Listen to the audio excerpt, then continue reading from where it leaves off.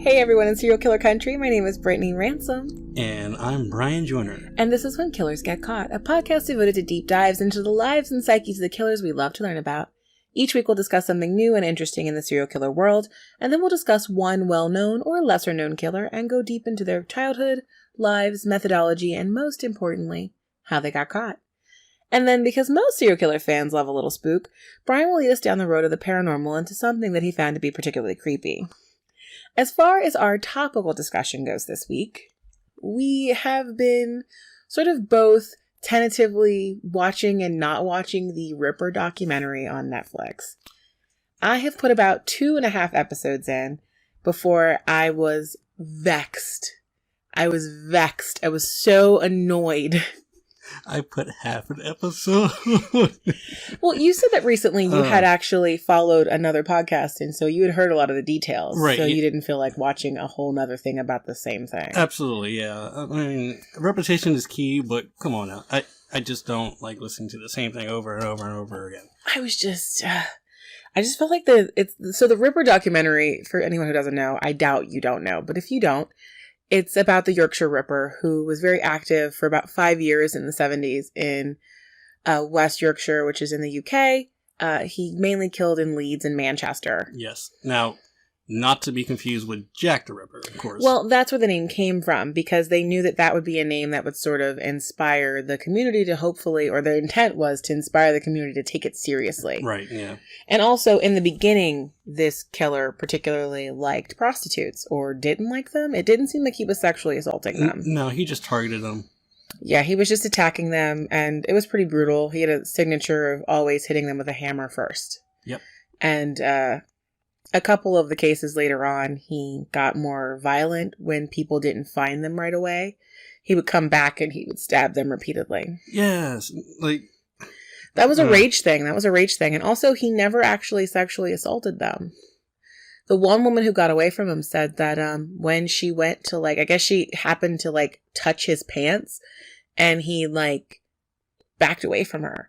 And so I think this was someone who was dealing with more of an impotence issue than the lust killers that we hear about or are so popular, at least with the documentaries go. People seem to find people who are sexually deviant in terms of these sort of killings to be very fascinating. Yeah, I just recently remember hearing about another serial killer, or a killer, who had, he was well endowed. Oh no. But it didn't work. Oh, yeah, the impotence situation can be a whole other thing. They're usually very, very violent. Yeah, and I remember, some of his victims would, make fun of him because of that before he, eventually killed them. And, well, I'm actually pulling up because I made a very impassioned Facebook post about this, so that's what I'm pulling up right now. Oh, goodness. What I said was this documentary is vexing. I'm watching The Ripper on Netflix, and it's amazing to me how little sympathy the public had for the women this man murdered. And all I could think was, this is a man who is very openly has a hatred for prostitutes and is killing prostitutes, and there are still women who are prostitutes, which has got to let you know that they had no other options, right, and that they were desperate. And I don't understand looking at someone in that position and being like, oh, how horrible you are. And then I was also struck by this notion of some of them were a lot older than we would think of when we think of prostitutes. We think of, the young, hip escorts in the movies and things of that nature. One of his victims was 41, had 4 kids, was married, and was trying to, make money because her husband was going bankrupt. Was that the first victim? I think so. Yeah. And I was just like, how do you not have sympathy for this person? I don't know. And they kept showing these little news clippings and news spots. Yeah. That were talking about, the ones that really, really made me angry were the guy who was sitting, I don't know who he was, but he was sitting and he was just like, you've made your point. You made it 8 different times. And now you've murdered an innocent 16-year-old girl. Are you going to keep murdering innocent women? We know that you don't like prostitutes. You don't need to do this anymore. And I was just like, you just don't care at all. No. About these original women. Not the 16-year-old, innocent, but everybody else is innocent too in this. Like, right. This notion that, like, if you're doing something that is considered morally unsound, you deserve to be brutalized? No. What is wrong with people? We support our sex workers, okay?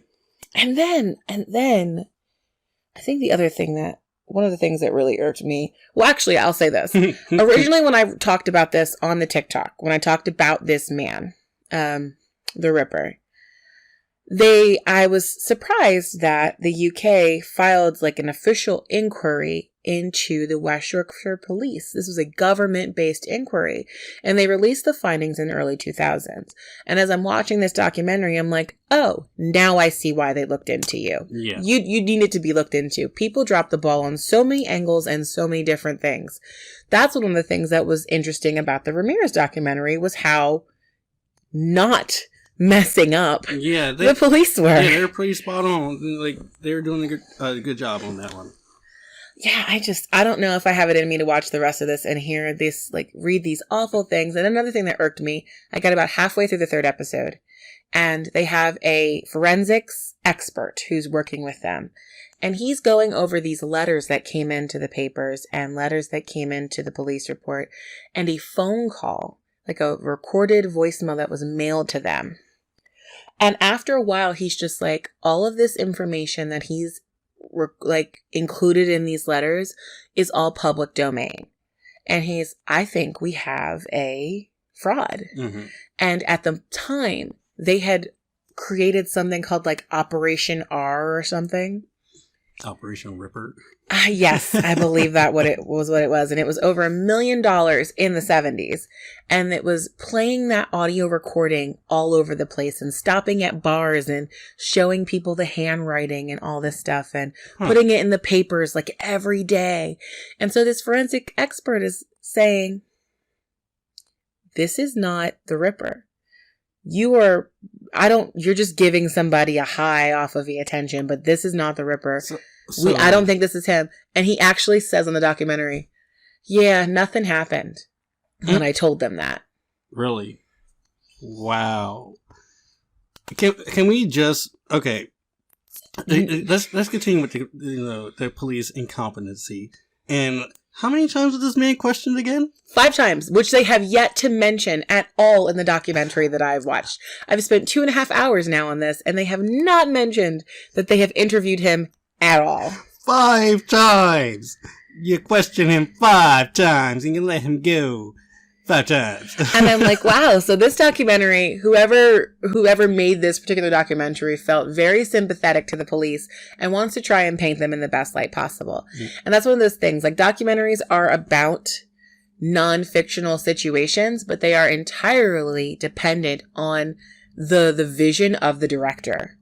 And for me, the vision from the director who created The Hunt for the Night Stalker was someone who thought of Richard Ramirez as a monster. Right. And wanted to impart the fear that he put LA through and explain how grotesque and awful this man was.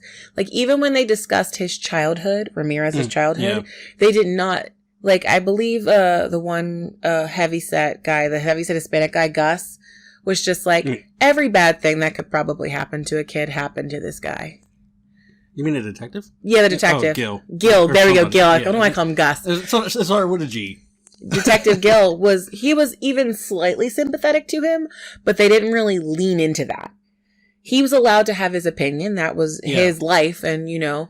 Absolutely, yeah. But I feel like that's the reason why I didn't like the Ted Bundy tapes, because I felt like they were very indulgent into Ted Bundy, like, being very arrogant and aggrandizing, and I don't like that viewpoint when I look at this sort of information. I don't want someone who admires a serial killer to be telling me their story.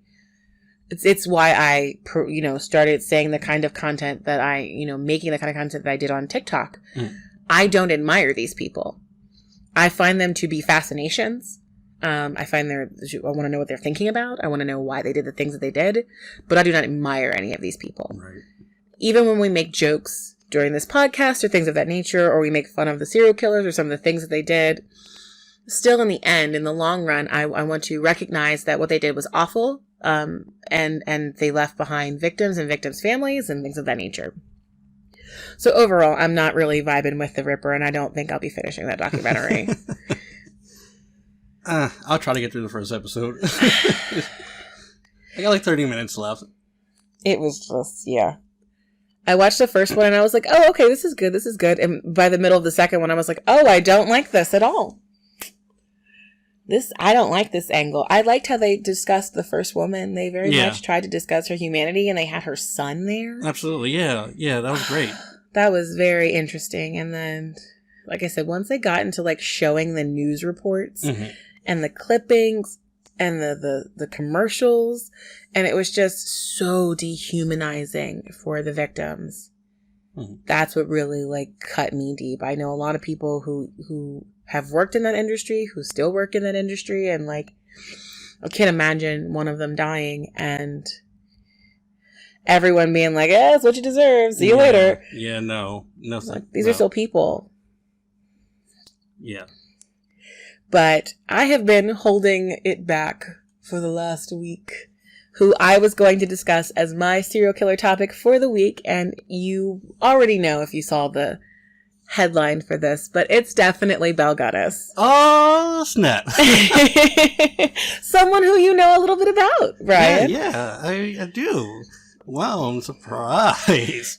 Really? You didn't get it? Huh? I thought you knew who I was talking about. I totally knew. Okay.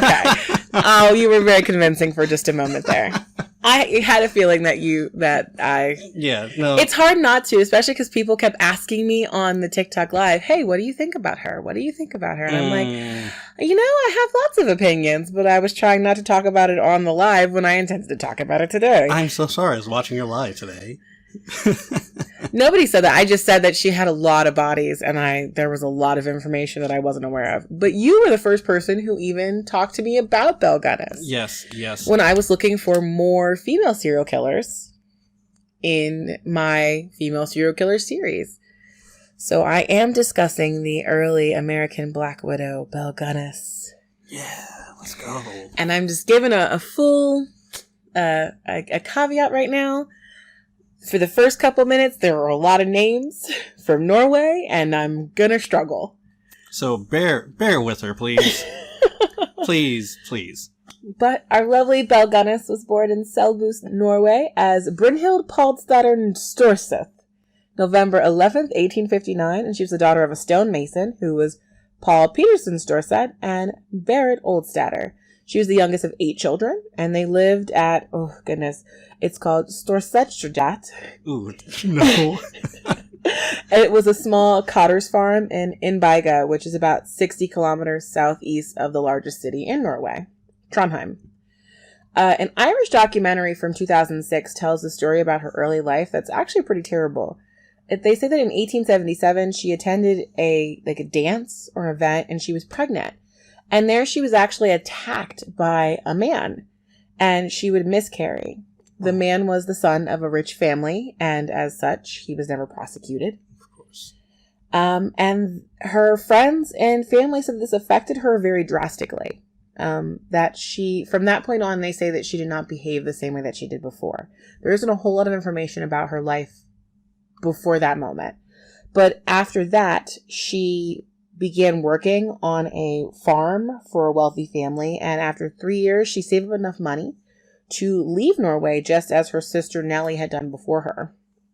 And she would immigrate to America in 1881 in search of wealth, and she would adopt a more American Italian name, at least according to her. From that point on, she worked as a servant until she would meet her first husband, who is Mads Sorensen. They would get married in 1884, and 2 years later, they opened a confectionery store. And a lot of people know this story. Mm-hmm. It was not very successful. And within a year, the shop burns down. Mysteriously so. They collect their insurance money and buy a new house. Now, there's a dispute in her life whether she had children here. And so I had to kind of look into this. Some people, like a lot of different sources, say she didn't have any children. But others have said that she had 4. And I think that's a big discrepancy. Yeah, like go from 0 to 4. So she had Caroline, Axel, Myrtle, and Lucy. Caroline and Axel died as infants of acute colitis. Now, this is an interesting thing here because the symptoms of acute colitis are nausea, fever, diarrhea, and stomach pains, which all happen to be the same symptoms as poisoning. Huh. And both Caroline and Axel's lives were insured, and the insurance companies paid out. Huh. Interesting. Now, there was an article in the New York Times from May 7th, 1908, and that did reference that she did have 2 children whose bodies were interred in the Forest Home Cemetery. And to kind of get an idea of, I guess, what her family looked like, I looked up the Chicago census for 1900, and Belle Gunness and her family are counted. And it's recorded that she was the mother of 4 children, and that 2 were still alive. Myrtle was 3 years old, and Lucy was 1 in 1900. And then she also had an adopted daughter named Morgan Couch, who later on is referenced as Jenny Olsen. I don't know why they changed this child's name. Huh. I think, I do remember that. I just don't know why. I don't know why either. I couldn't find any information to explain why, when she moved, she changed the adopted daughter's name. But regardless, her husband dies July 30th, 1900, on the day that one of his life insurance policy ended and another one started. He had gone to a doctor, and they diagnosed him with strychnine poisoning. And strychnine is this crystallized powder that comes from a tree of the same name. And in, 2021 era, it's used as rat poison. Oh, so he was rat poisoned. Mm-hmm. So, but the thing is, Sorensen also had a regular doctor who had been treating him for an enlarged heart. And that doctor was like, no, this is definitely heart failure. So, sorry to interrupt. No, you're fine. So, his one insurance policy was ending. Right. And his new one started on the same... There was an overlap. So one was ending on the same day as the other one was starting, basically. So she doubled up her cash, Absolutely, she did. Wait till you find out how much money she made off of that. So the doctor says that an autopsy isn't necessary because heart failure isn't suspicious, and he had a history of congenital heart failure. Gunness said she had been giving him different medicinal powders, to make him feel better and deal with his condition. So she applies for the insurance money from both companies the day after his funeral. Of course. I mean, why let that sit? His family is livid, and they insist that Gunness poison her husband to collect insurance funds. And surviving records actually show that his family did request an inquest, but we don't know if they actually ever exhumed the body or not. Regardless, though, Belle got $8,500, which is to the tune of about $250,000 today. And she would go and buy a farm in LaPorte, Indiana. Wow. Okay. Making money. Yeah. And now she's making money. $250,000. I don't know. Do you want me to kill you for $250,000? I don't have life insurance, so go right ahead. Maybe I'll get some for you. You're be doing me a favor. I don't think it would be doing you a favor. Also, I'm pretty sure there are other people in your life who would rank higher than me in that regard. This is true. Don't children matter more in life insurance policies? Yeah, they would get that first. Okay, so but then you have to take care of the kids then, too. They seem like very nice children. Yeah. But now in Indiana, she purchases his house on McClung Road. There was a boathouse and a carriage house, and they also both burned to the ground in 1901. Did she have insurance on those too? It's not mentioned that she had insurance on those. Just before leaving Chicago, she meets up with an old friend who's a motorwer now. His name is Peter Gunness, and he's also from Norwegian born. They get married in LaPorte on April 1st, 1902. Just 1 week after their ceremony, Peter's infant daughter dies while she's in the house alone with Belle. And then, December of the same year, Peter has a tragic accident. According to Belle, he was reaching for his slippers next to the stove and he knocked a hot pot of brine on himself.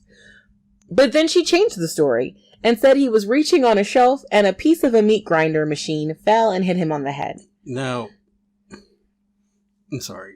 So she has 2 death stories, and still this isn't a coincidence, or this isn't suspicious enough for these people to look into her. Okay. Nobody looks into this. Nobody. Also, can we just mention that Belle wasn't a small woman? She was a nice, big, strong woman. From what I understand, she's around my height, about 5'8", and I've seen references of anywhere from 200 to 260 pounds based on her dressmakers, which will come into play later. Right. So her she's a stocky lady. So that meat grinder hit. Yeah, so she had to pick up that meat grinder and bash her husband in the head with that. She had to. Listen, wait till you hear something. So the insurance company does pay out about $3,000, but the locals aren't really buying this story. They don't think Peter was that clumsy. He was an experienced pig farmer and a butcher himself. So they were like, how would he why would he even put it up there if he was, butchering meat on the regular? Right. But either way, the district coroner reviews his case and announces he was definitely murdered. Now, most people would think that it is impossible that a woman would do that kind of injury. And here we come into play that, Belle was pushing like 5'9" and anywhere from 200 to 260 pounds. And she also butchered animals with her husband. Oh my God. Now, so remember Belle's adopted daughter, who's now referred to as Jenny, now that they're in Indiana? She's overheard telling a classmate, "My mama killed my papa. She hit him with a meat cleaver and he died. Don't tell a soul." Oh my God. Jenny is brought in front of a jury and she denies it. Gunness manages to convince the coroner that she is innocent, and she didn't even have to tell them that she was pregnant. Wait, was that No, she really was pregnant. Philip Gunness is born May 1903. Nice. Now, a year later, Peter's brother, his name was Gust, takes Peter's oldest daughter, who's still living there, her name was Swanhilda, and takes her to Wisconsin, which will make Swanhilda the only child to have ever survived living with Belle Gunness. Oh, because she moved out. Yes. Actually, this is really sad. In 1906, Belle tells her neighbors that she sent young Jenny to go to a finishing school in Los Angeles. And then she also told other people that she had sent her to a Lutheran college. That's all a lie. And they would find Jenny's body on the property a few years later. Oh. So I believe that Belle killed her for telling her classmate what she did to her dad. That makes sense. Get rid of your loose ends. Between 1903 and 1906, she continues to run her farm. She employs a farmhand named Ray Lamphere. He'll come into play a lot later, but we're really going to discuss the con here. During this time period, starting in 1904, Belle begins putting advertisements in newspapers. Mainly she starts in Chicago and other Midwestern cities, and I'm going to read to you what it says. Okay, it says, "Personal. Comely widow who owns a large farm in one of the finest districts in LaPorte County, Indiana, desires to make the acquaintance of a gentleman equally well provided, with view of joining fortunes. No replies by letter considered unless sender is willing to follow answer with personal visit. Triflers need not apply." Triflers. Listen, I love that word. Time wasters need not apply. You need to have your money and to bring it to me, Belle said. Please, I need to see your money. You can't just tell me you got this money. You need to bring it, take it out of your bank or underneath your mattress, wherever the heck you have it, in the bottom of your shoe, and bring it to Indiana. This would start I didn't have enough time to tell you the volume of men who responded to these messages. So it's like Tinder, basically. She would have fared really well on Tinder. Well, one of the first ones that Belle would eventually kill, his name was John Moe.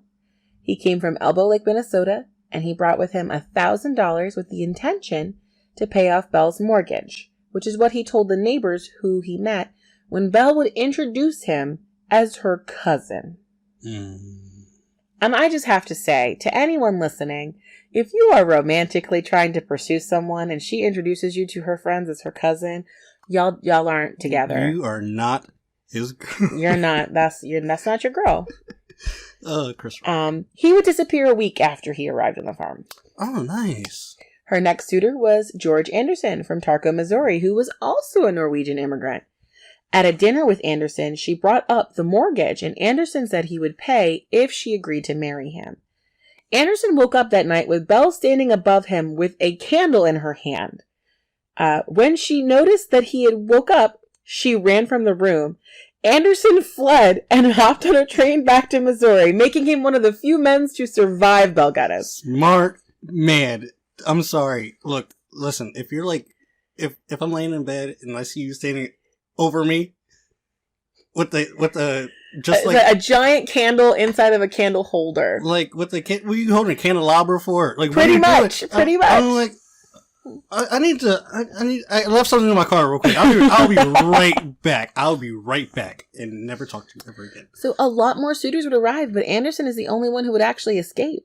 She began actually ordering these large trunks, and a delivery man was later interviewed, and he remarked on how he was really surprised that she was able to carry these huge trunks around and throw them about like they were marshmallows. That's a direct quote from him. Oh my God. She always kept the shutters of her house closed, and people walking by saw her often digging in her pig pen. The next man she dated his name was Ole B. Budsberg, and he was an elderly widower from Iola, Wisconsin. He was last seen alive at LaPorte Savings Bank on April 6, 1907. He had mortgaged his Wisconsin land, something he did not tell his sons, Oscar and Matthew.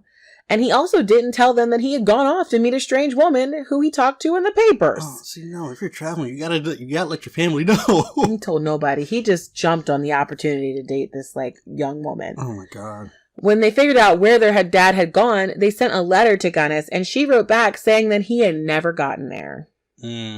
All throughout 1907, she keeps up just this steady con, and then December of 1907, she meets Andrew Helgelian, a bachelor from Aberdeen, South Dakota. He writes her these lovely letters, and she actually responds with the same energy. They exchange loads of letters until he finally receives one on January 13th, 1908 that overjoys him. I'm going to read it to you right now. What's it say? To the dearest friend in the world, no woman in the world is happier than I am. I know that you are now to come to me and be my own. I can tell from your letters that you are the man I want. It does not take one long to tell when to like a person. And you I like better than anyone in the world I know.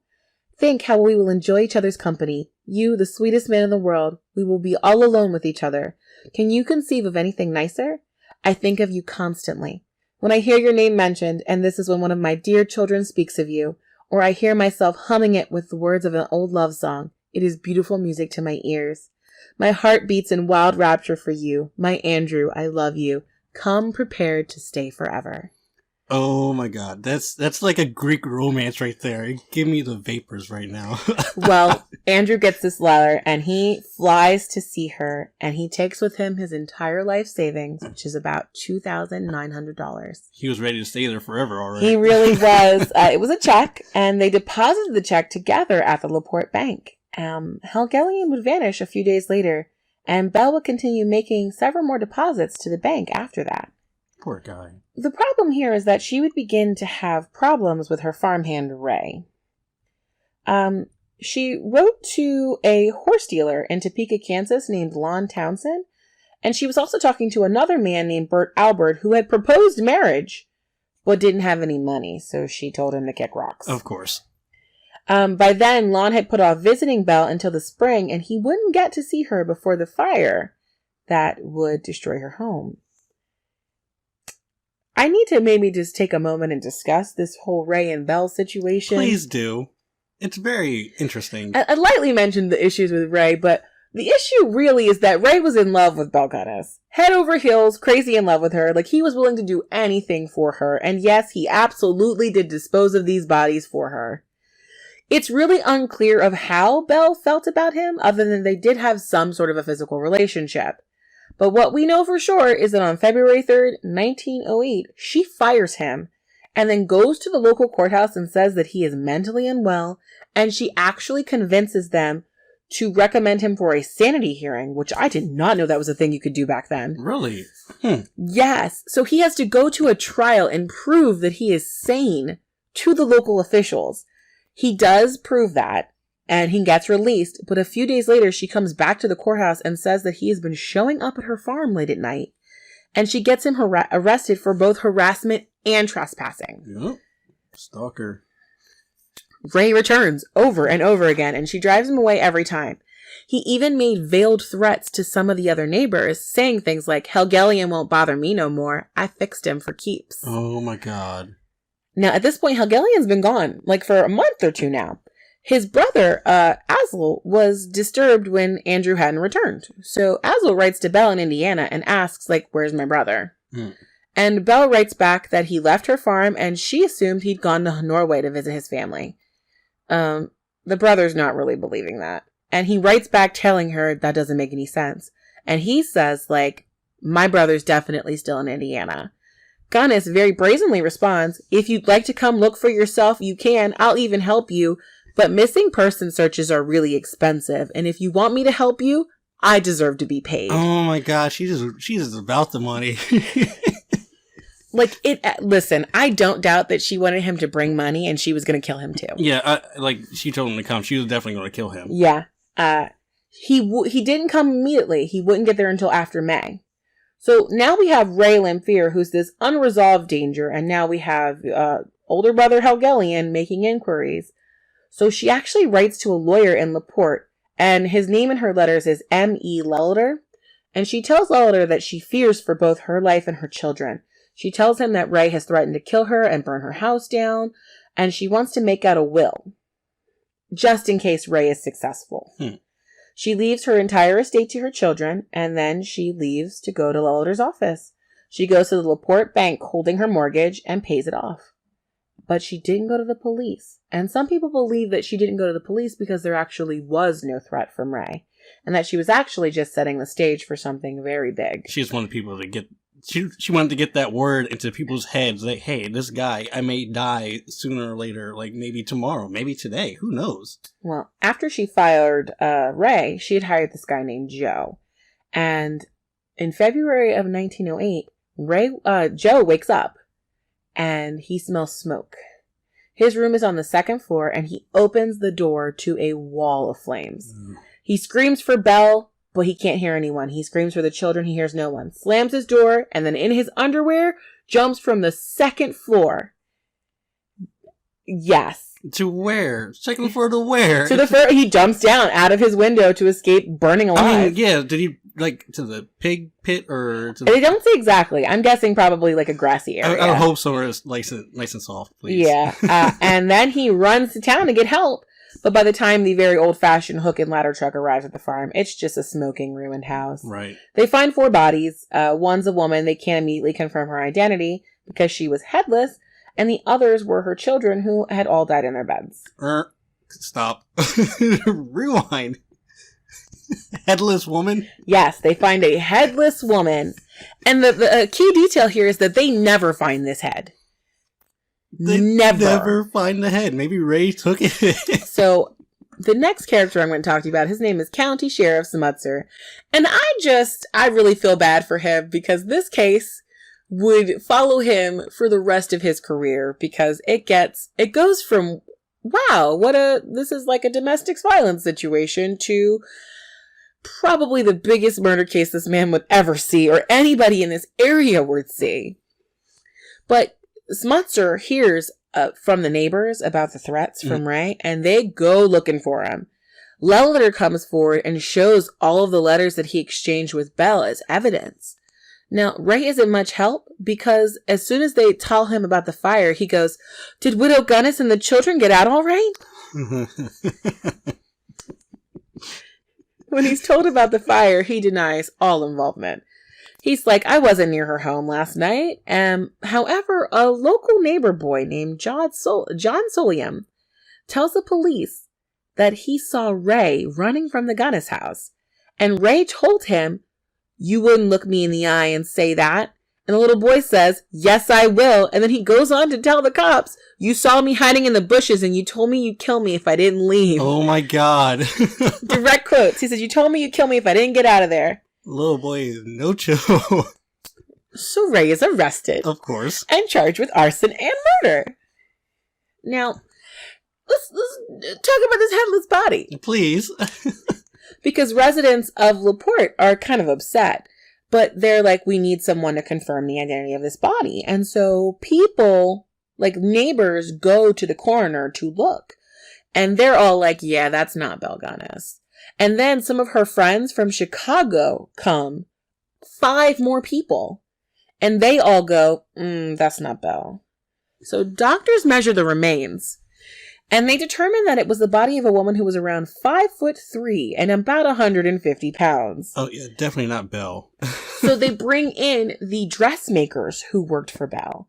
And they all, like, show detailed measurements of the garments are all given to the police. And they're like, no, there's no way she could fit something that this woman could. So the police ultimately concede. And they're like, well, this woman's definitely not Belle Gunness. Even considering the fact that, like, fire does shrink a body.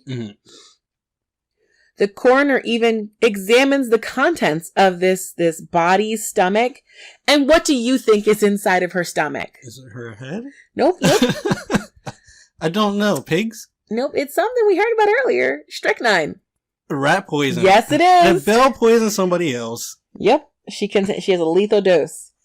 So Belle's dentist tells the cops, listen, if you can find the head or even part of her mouth, I can tell you if it's 100% her or not. So now investigators, sheriffs, deputies, and coroners begin searching the farm for evidence. And that would be when they come across the true story of what was going on this farm. They build a sluice and begin sifting through remains at the house. And on May 19th, 1908, there's a piece of bridge work with 2 canine teeth found. And the dentist is immediately like, oh yeah, that's definitely Belle Gunness's mouth. Then Asle Helgelian arrives and is just like, all right, where's my brother? Joe informs them, this is Joe, the second hand, informs them that he had been told to bring a large quantity of dirt to the pig pen because there were these depressions in the dirt and Belle wanted them to be level. Depressions. I wonder what's underneath those depressions. So, for the sake of time, I did not include the 32 people or pieces of people that they find here, as well as 2 small children. Oh, goodness. And Andrew Helgelian.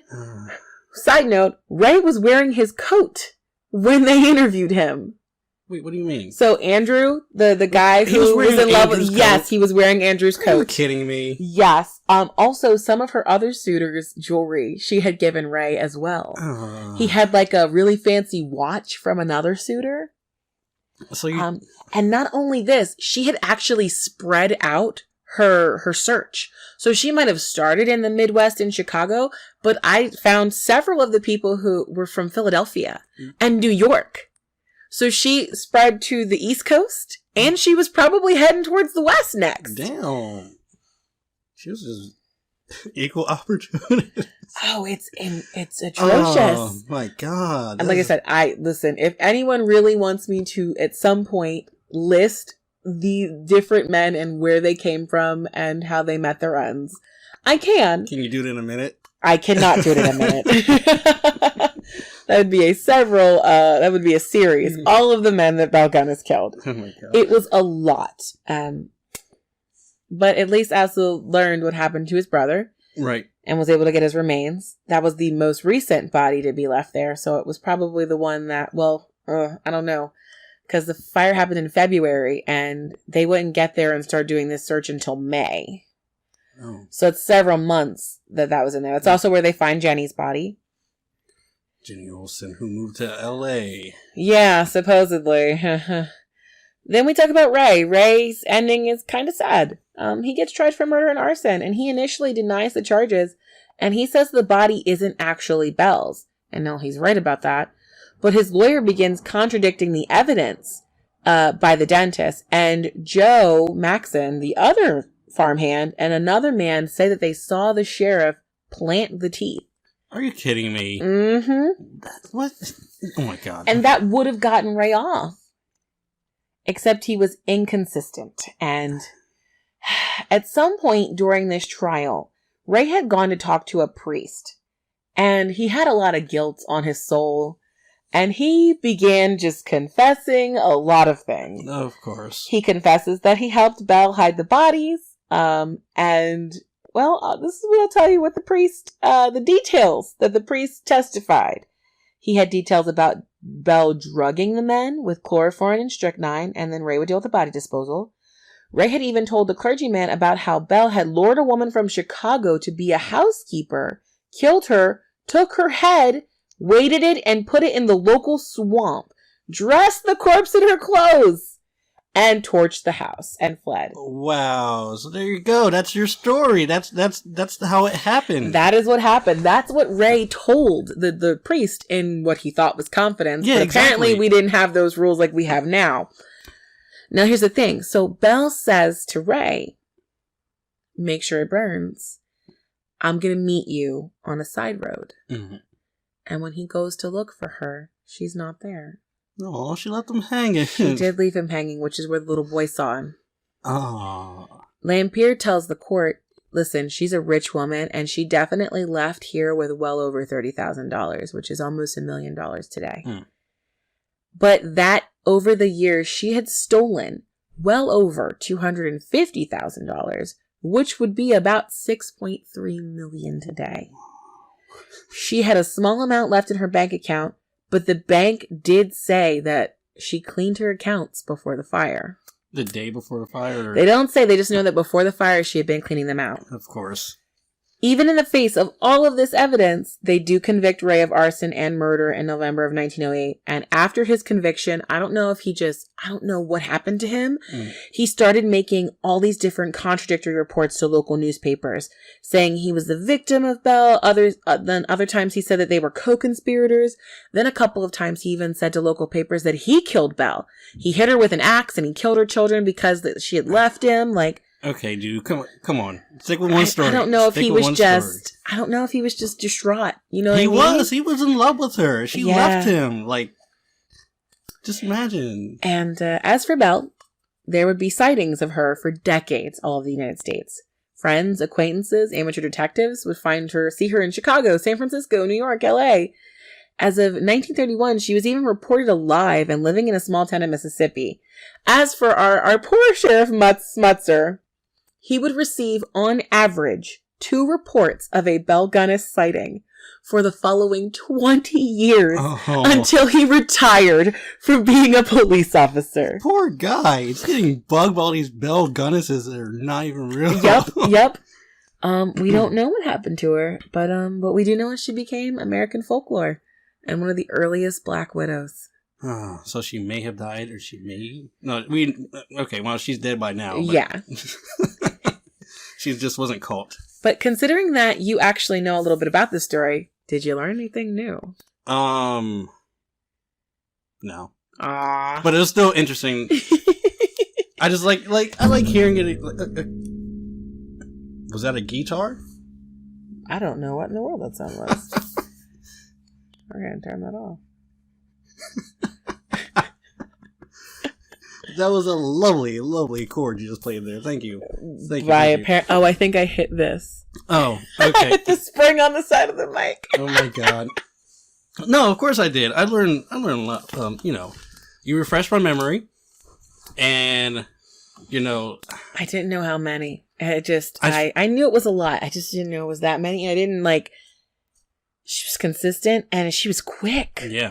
Yeah. Like it took, what'd you say, she started days. from 1904 to 1908, and we're talking about a couple months. Every couple months having a new guy there, murdering him, taking his money, and dropping it in the bank. Now, I wonder if the kids were in on this, at any point. I mean, they would have been probably middle age, 12, 13, around that age at that point. Yeah, but they could still, dig a hole.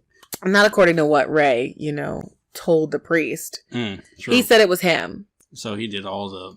He did the dirty lifting, and I think that's another reason why, you do so much for somebody, and then they just stiff you. Right. I mean, it's hard. It's difficult enough when a friend betrays you, but good Lord. Absolutely. Goodness. So, I would like to let you know about something that happened to me today at work. Oh my goodness. What happened? I walked by one of my coworkers' classrooms, because anyone who listens to the TikTok knows that I'm a teacher, and she stopped me, and she said, I had nightmares last night. No, she listened to the other podcast a couple days ago, and she did tell me that she had dreams about black-eyed children. Oh my god. But she said that she had a nightmare last night, And then her dog woke her up at like 2, 3 in the morning to go outside. And she's like, I don't want to go outside. And she said her bedroom overlooks the back door. Uh-huh. So even though she lives upstairs, she can look down and she would see a child. And so you have thoroughly spooked one of my coworkers who's probably going to listen to this. Hooray! That's so awesome. I am sorry. Not sorry.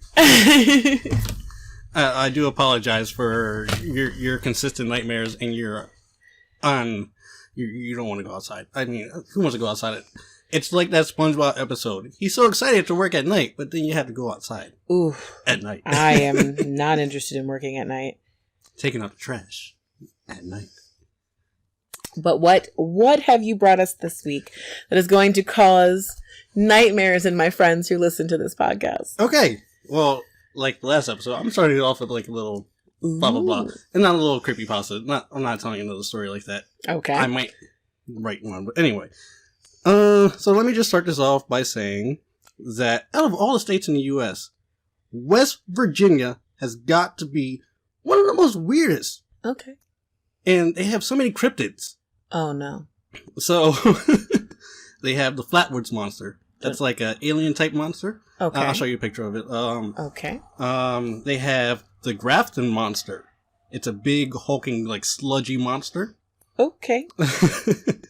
They have the sheep squatch. So it's a Sasquatch, but it's a sheep? It's, so it's a tall, woolly, I call it an amalgamation of a sheep, bear, possum, and who the hell knows what. Wow.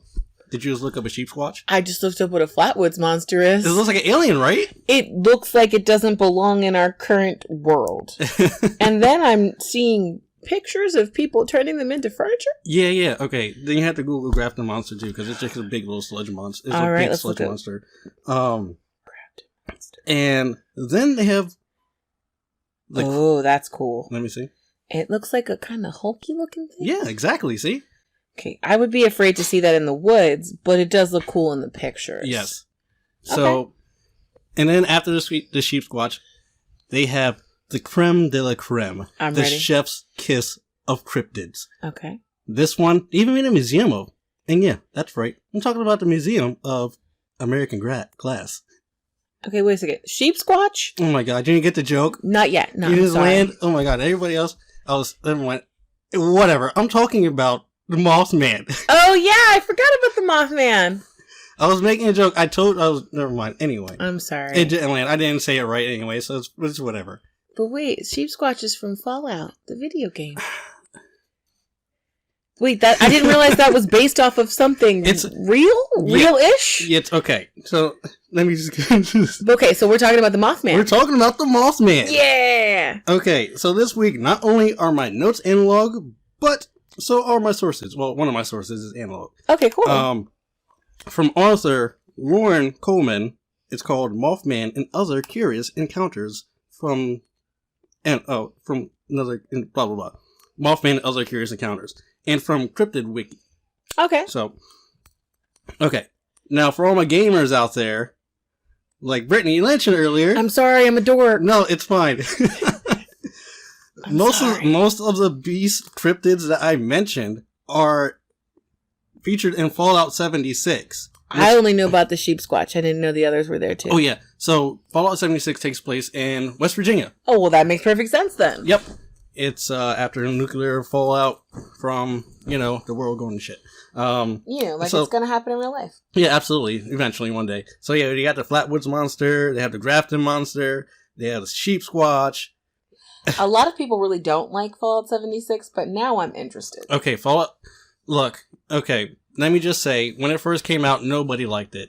Because it was just blah. But they came out with other expansions to the game. I'm getting into games. I'm sorry. It's away from Mothman. Inevitably, this is going to happen when you deal with nerds. I know. So, they came out with more expansions. So, they came out with a Wastelanders expansion, which added more story to the game. They added more NPCs to it. So, people who are used to playing Fallout games, they get to play with NPCs. They get to pick a side eventually for finishing a certain quest. So you think that now it is a fully fleshed out game and worthy of the purchase? I feel like it's worth the purchase because they keep adding more stuff. Like, they just came out with a Brotherhood of Steel expansion to it, so you get to play with the Brotherhood of Steel. Okay. Whoever is listening to it and who doesn't like Fallout 6, just give it a chance. Like, I'm pretty sure it's on sale right now. I should look. Check on Steam. It's probably on sale. Check on your PlayStation Store. It's probably on sale. Check. I'm not sure if it's on Xbox, but if it is, check it out.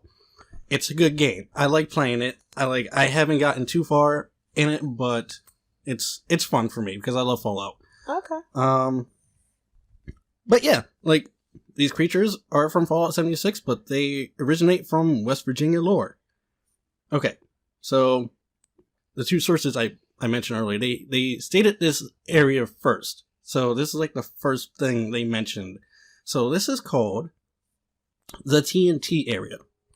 Now, this area is where a lot of Mothman sightings were.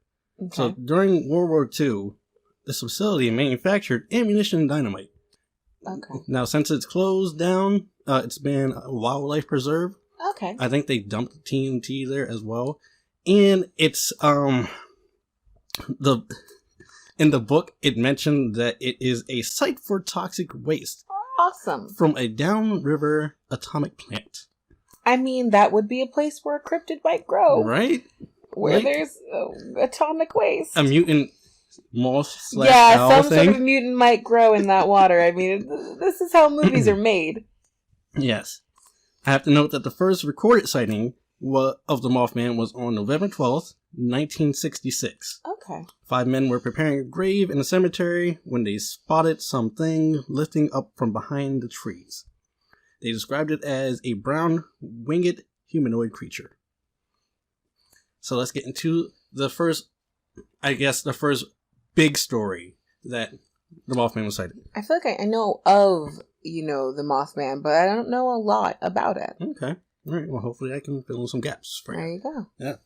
All right. So now it's goodness. Now it's November 15th, 1966. We have 2 young couples, and their names are Robert and Linda Scarberry, and Steve and Mary Mallet. It's spelled like Gillette, but but Mallet. Yeah. Sounds okay. Pretty. Now they weren't married at this time, of course, but they were just young couples. So after a traumatic event, they got married. I know, right? It's How adorable. There was we'll talk about this another time, but there was definitely a couple that potentially ran across Ted Bundy when they were on a date, and they think they might have tripped over a body in the sand. I remember hearing about that. Yes. Yeah, and they ended up getting married too. Apparently trauma brings people together. Absolutely. I mean, it makes sense. Okay, so they were out joyriding around the TNT area late at night, of course. That's what teenagers do. Absolutely. So they had just driven past an old generator plant when they spotted a huge figure hiding in the dark by the side of the road. So wait, were they actually at the location where the warehouse was? Were they spelunking? So the TNT area is like this big, huge area. So it had like little different spots to it. Mm-hmm. Some of them had, there were some bunkers and some other. Yeah. So it's like this big, huge area. Okay. So there's this generator plant that's in the TNT area.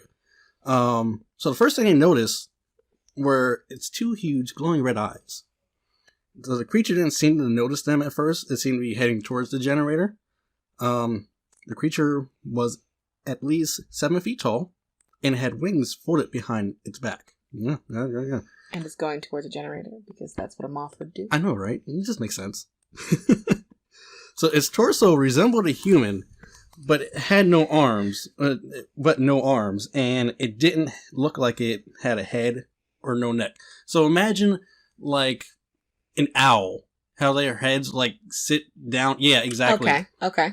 And they just have their wings up like that and stuff yeah. That's actually really imposing, and I always thought of Mothman as kind of cute looking. How? Not cute. This doesn't sound cute at all. No, Mothman. I thought it was like a little bug guy. Okay. I love moths. I think they're beautiful. There are multiple pictures of him, but this is one of them. Oh, gosh. Does it look like a cute moth guy? No, it does not look like a cute moth guy. Yeah, it was like kind of a nasty looking owl. I have multiple pictures of this. Lovely. of this guy. Okay. So Roger hits the gas and he's driving about like 100 miles per hour. At the same time, the creature was keeping up with him, gliding alongside the car. It wasn't even flapping his wings. It was just gliding alongside the car at 100 miles per hour. Just imagine being chased by that. So they went this speed until they made it back to Point Pleasant. I think what would be most upsetting here is that you're like speeding for your life and this thing is just like coasting along. Yeah. So how fast must it be for it to just be coasting while you're doing 80 on the highway? That's not even its top speed. It's not even my final form. I'm sorry. No, it was a perfect moment for that. Alright, so they went to speed until they got back into Point Pleasant. The creature stayed with them until they got past the town limits. And as soon as they got into the city, it turned back. So apparently... That's terrifying, though. Yeah. Apparently, from the wiki source I got, they headed back to the TNT area. Because they're foolish? Because they had all talked over and they all decided that they had just seen some weird looking owl or bird that chased them. So they see it again. Of course, like it was waiting, like it was waiting for them. They were standing by the side of the road, where they first spotted it. It was back there. It waited for you?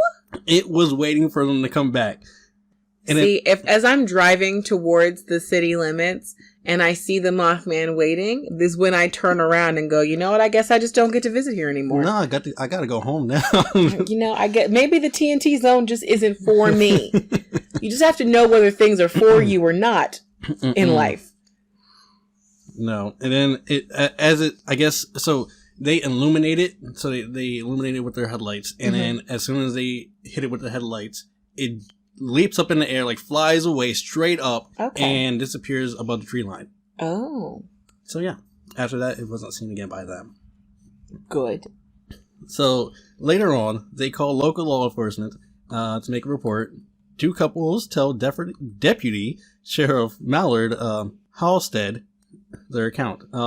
This is two separate couples who didn't know each other tell the story of... No, they were together. Oh, okay. These couples I was thinking that would make it more legitimate if So I'm guessing they were all in just one car. Oh, okay. And just, hanging out as wow, friends do. Think about that. You're just going to find a hookup spot and your friend's in the back seat with his girl. I don't know if I would be interested in having an audience. Look here. Some people used to do this. This is like as early You're right. Some people did used to do that. I'm just not one of them people. I'm pretty sure it didn't stop either. You're right. There's probably still people doing things in couples. Oh my God. No kink shame. So when officers go to the TNT area, they don't see anything strange, but they do have some scary moments. Oh. So Deputy Sheriff Mallard, he saw like a cloud of dust kick up off the ground, but like from an adjacent coal yard. Okay. From where they were searching. They also saw shadows circling the old power plant. Oh. So just imagine like a large bird. Or bats or something. May have been. I'm just speculating. It might have been bats or something. Something was circling the old power plant. That's okay. It's still interesting. Yeah. So on November 16th, the Point Pleasant Register had the awesome headline of couple sees man-sized bird creature something. Wow. Wow. Don't you love when the copy editor creates those kind of headlines? Yeah, they're just like, it was... Couple sees man, bird, something. Yeah. Bird creature something. Bird creature something. All right. So throughout the next 13 months in Point Pleasant, there were an estimated 100 plus sightings of the Mothman. Now, all these sightings were culminating. There you go. I cannot speak. Listen, I said a city in Norway and coughed. Yeah, they culminated with the disaster of the Silver Bridge. Now I'll get into that shortly. The Mothman, the Bird Man, They called him the Birdman. They called him the bird creature of Point Pleasant. That doesn't sound nearly as cool as the Mothman. So it was renamed the Mothman by an Ohio copy editor who was a fan of Batman, the Batman TV series. Oh, you mean the good one? Yeah, with Sir Adam West. Okay. So apparently, the Men in Black harassed witnesses of the Mothman. They wanted to keep them quiet about it. No. That's what, look. We always get into conversations about the Men in Black on TikTok on the live streams, and it's so creepy. Men in Black are just out there to keep everything hush-hush. So, interesting. So that changes my entire perspective of what the Mothman was? Yeah. Because if the Men in Black are involved, that's an alien thing. It's true. It was something paranormal. All right. Oh. So let's take a step back for a second. Describe the Mothman. So it's a bipedal, winged humanoid. Mm-hmm. It's more owl-like than it is moth. So the name is wrong. Just a little bit. Now, there is a cryptid called the Owlman. And it is kind of similar to the Mothman, except I think there's just certain different characteristics about it and what it does. So the Mothman can either be black, gray, or brown. But it's usually sometimes a darker shade. Okay. It's about 7 feet tall, and its wingspan is about 10 to 15 feet, and can fly over 100 miles per hour. Which makes sense. Mm-hmm. Has 2 large red eyes. His head is more like that of an owl's, like it's low towards his chest. No neck. Yeah. Giving an appearance of not having a head. So, one witness that saw its face suffered from nightmares and a nervous breakdown. And anyone who sees its face suffers this way or has like a psychological break. Oh. So yeah, like I said, all the sightings culminate. But okay, so here's my question. You Yes. said it has to do with this bridge, but here's the side note. Mm-hmm. So if you go down to West Virginia, there are statues like these. Mm-hmm. And that is what I always thought it looked like. It looked like a bug person with like webbed hands and big wings. That's not what you're describing right now. No. These are the first accounts, and these are like, it's like a game of telephone, with accounts and stuff. Okay. Sometimes it looks like that this, was my like association with it, and how you're describing it is actually disgustingly unsettling. It does not look like a big bug man. Most of these accounts happened right before the collapse of the Silver Bridge on December 15th, 1967. Okay. So it's like a year. Because the first thing happened in 66, right? Yeah. So in the course of a year, I mean, we're talking about every couple days, a new sighting. Yeah. So if anybody doesn't know what the Silver Bridge was, it was an I-bar chain suspension bridge built in 1928. And this is straight from Wikipedia. And it was named for the color of its aluminum paint. Mm-hmm. So the bridge carried U.S. Route 35 over the Ohio River, connecting Point Pleasant, West Virginia, and Gallipolis, Ohio. All right, I'm bad at pronunciations too. I'm sorry, I cannot speak. So on December 15th, 1967, the Silver Bridge collapsed under the weight of rush hour traffic. Oh my gosh. Resulting in the death of 46 people. Wow. 2 of the victims were never found. So investigation of the wreckage pointed to the cause of the collapse being a failure of a single I-bar in the suspension chain. Wow. Yeah. So due to that small defect, analysis showed that the bridge was carrying too many heavy loads. Like, it was carrying more than it should have. I mean, but you would assume that it would be able to handle just cars. Yeah. I guess there's something else that was going over it, and there was too many cars. It was rush hour traffic. Well, and also, like, there are rules, like about those big trucks. This is true too. Yeah. So maybe now that's why they have these rules. Probably. That makes sense. The bridge was replaced by the Silver Memorial Bridge, which was completed in 1969. So they quickly got a new one up. All right. Yeah. There you go. Okay, so do we think that the Mothman had something to do with this?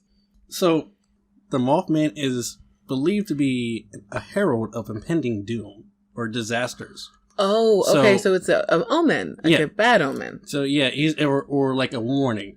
Okay. So all these accounts happened before the bridge collapsed. But did he like go to the bridge or something? How would they know that it was the bridge that was going to go? It was the only disaster that happened. But how would you be able to prepare for it if you saw him? You would just know something bad's going to happen in this area of 50,000 people? Yep. Oh, God. This is terrible. That's like the worst kind of like omen. Now, the Mothman has appeared in other places where disasters have struck. Ooh. So, he was haunting, I guess, a mine in Freiburg, Germany. Oh. Later on, the mine collapsed. Hopped continents. Yeah. Cool. He also was haunting a nuclear plant at Chernobyl.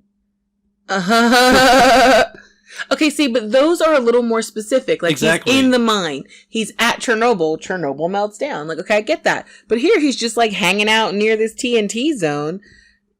Maybe it was glomming off of the, energy coming out of the cells, or I don't know how it works. Listen, I don't know the recipe for what oh my God. Needs, but I'm just saying. Okay, so I feel like in West Virginia, how it worked was that like a guy appeared in your house and was just like, "Ooh, something's bad gonna happen," and you're like, "Okay, Ghost of Christmas Past." But like what? He's like, something. And you're like, okay, but can you help? Like, where? Is it going to be downstairs, upstairs? He's like, can't tell you. Something's coming. Oh my God. Look. It's not a good omen if he doesn't help you figure out how to fix it. It's just supposed to tell you that things are going to happen soon. How would I avoid it if I lived in West Virginia? Just move?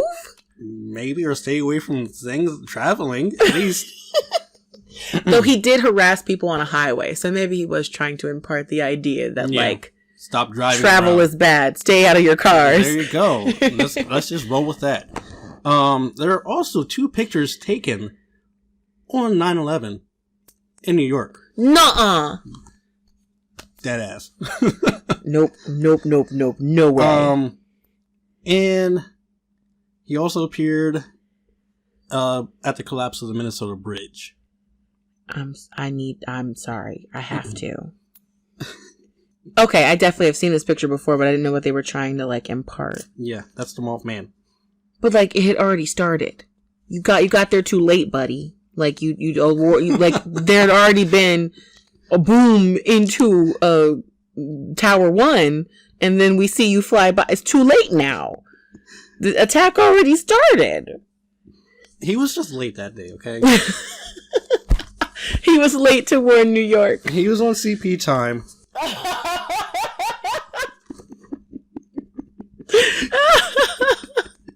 You know what? I'm not even going to explain what that is. That's just a special thing between us.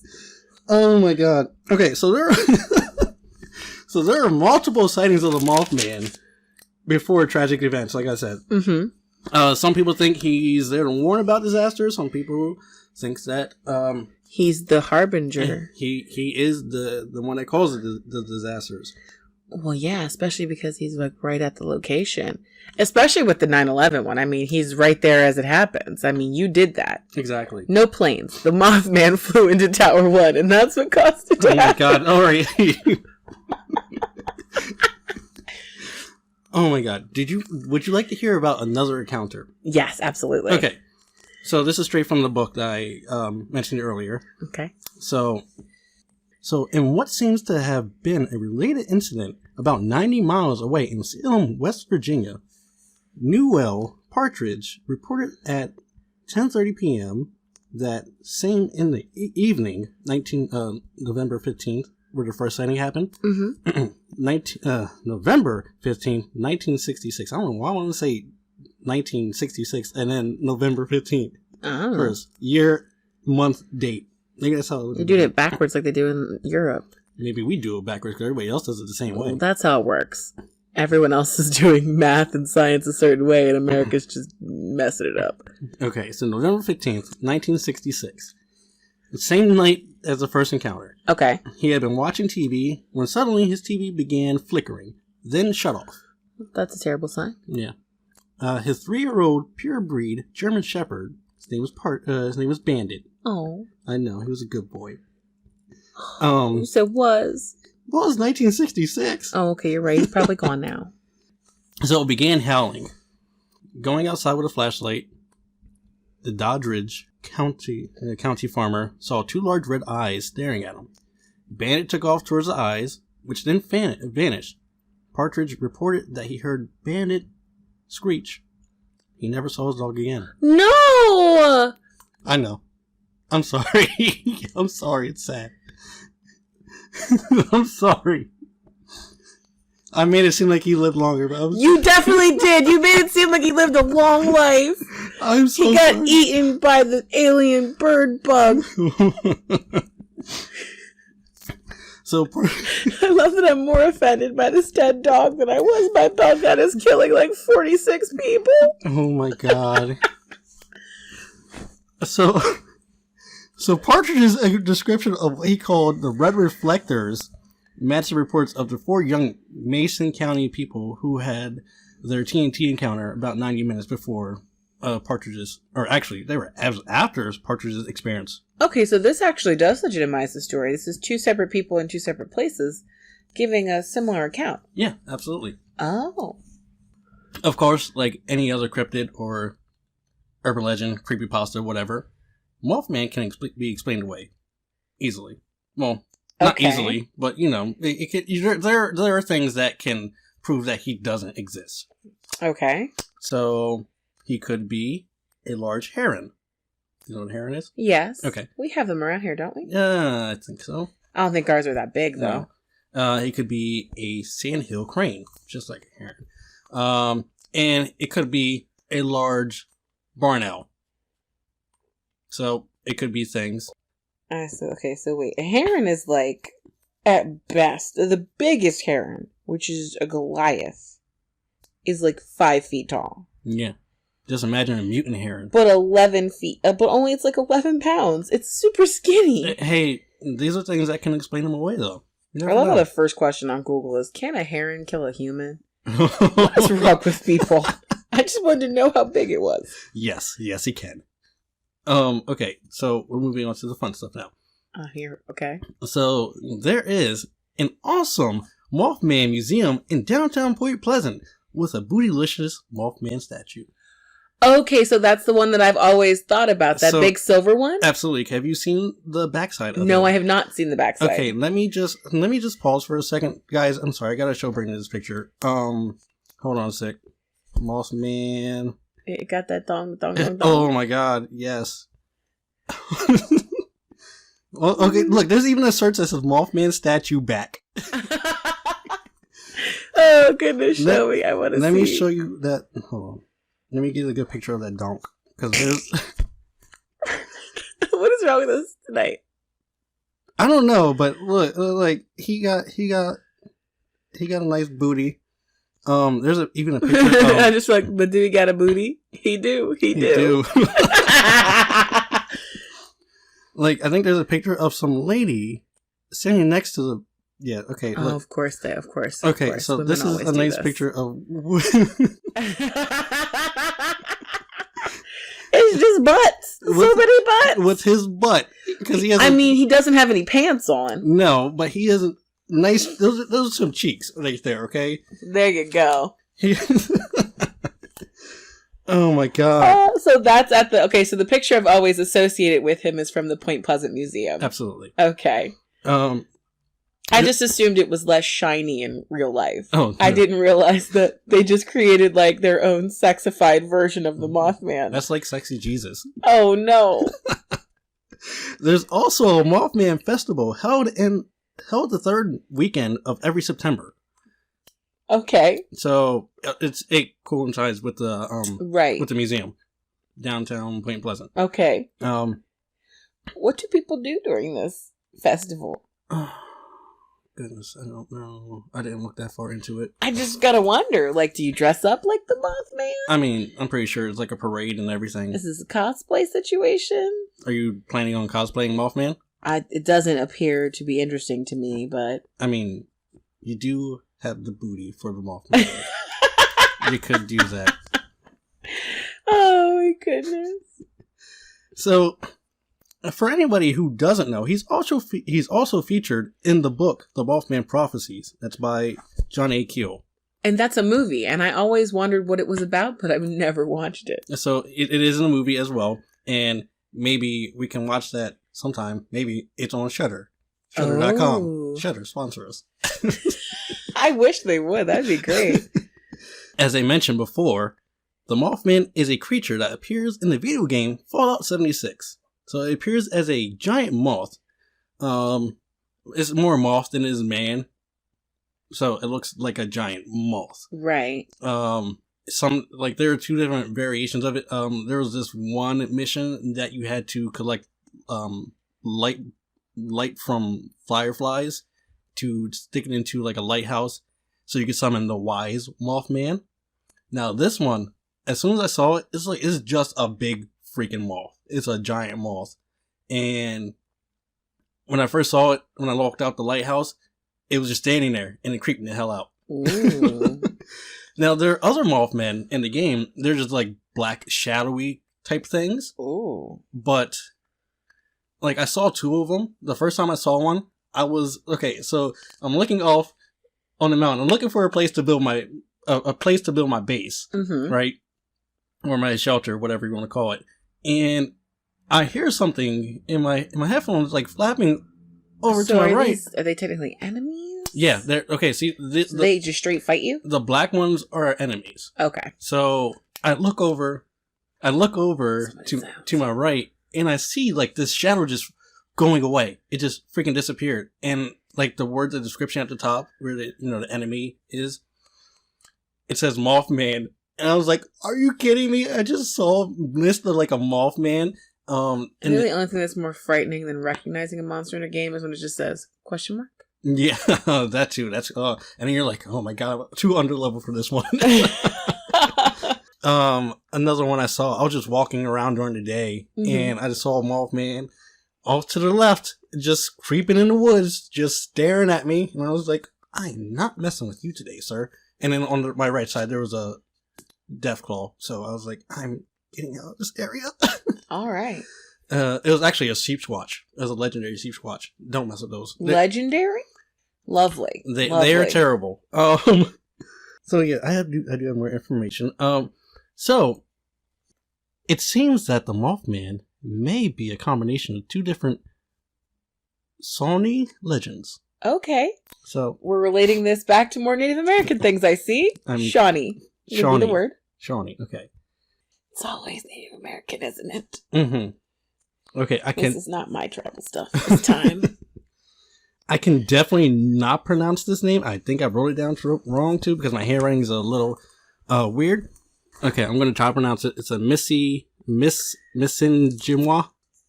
Looks like Missidua? Missidua. I like that one better. Okay. Let's just go with that. Okay, so it's a Bigfoot like spirit who protects the forest animals and watches hunters to make sure they don't disrespect the nature. I like that.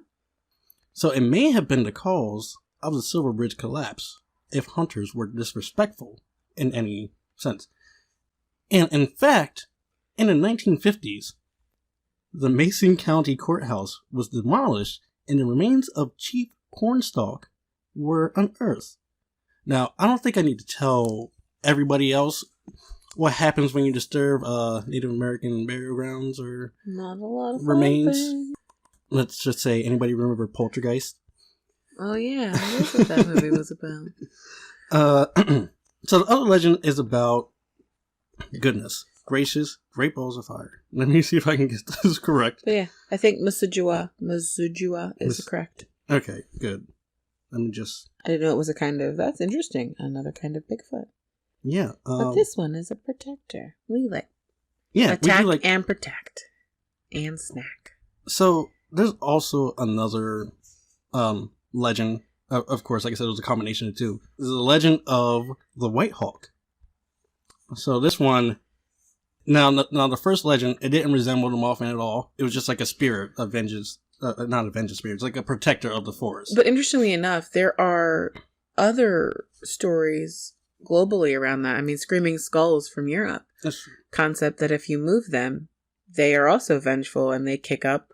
They destroy bridges and cause damage. So it's not an entirely unheard of concept. Right. So it could be like Mothman's like a combination of a lot of legends. Okay. Now there's other legends. The White Hawk. Now this one looks closer to the Mothman because of the bird-like features and stuff like that. Mm-hmm. So this one comes with a story. So in this legend, I'm not going to say it's Native American by the name of, I'm going to say Whoopee, Waupee. Oh, Wape. Wape. Yeah. Wape.